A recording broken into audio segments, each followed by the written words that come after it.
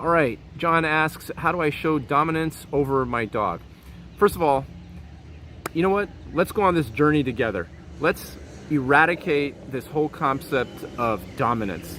Too many people are talking about dominance over their dog, dominance over their puppy, and we'll talk about that in a later segment. But let's just leave it with dog, the generic dog. Female, male, old, young, puppy, whatever. Let's take a different approach and let's think of it as leadership.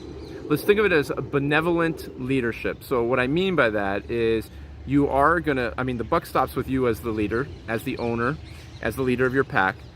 But if you come at every situation or any situation with your dog as I have to show dominance, just due to human nature, I've found that people start acting rough, they start acting erratic, they start yanking and cranking on leashes, they start getting upset themselves, tension goes up, and it just isn't good chemistry to train a dog or to even coexist with a dog. I like to think of it as leadership.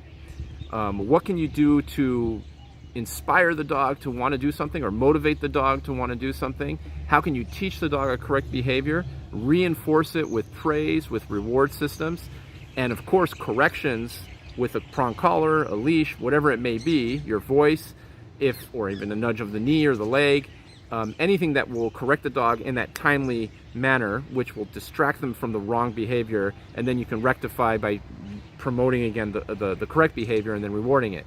I find that true leadership is where you find the best relationships between man and dog or woman and dog, versus trying to dominate a dog, where you can see the dog will do things through compulsion, but will be unhappy to do them. And it doesn't make the dog feel good, it doesn't make you feel good, and why even take that approach? So let's eradicate dominance once and for all. Let's not talk about it anymore.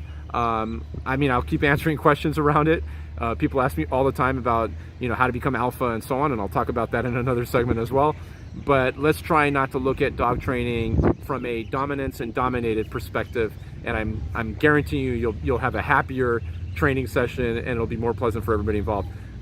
Please go ahead, like, comment, and share. Check out thebeacondog.com. I talk about a lot more things, and have a great day.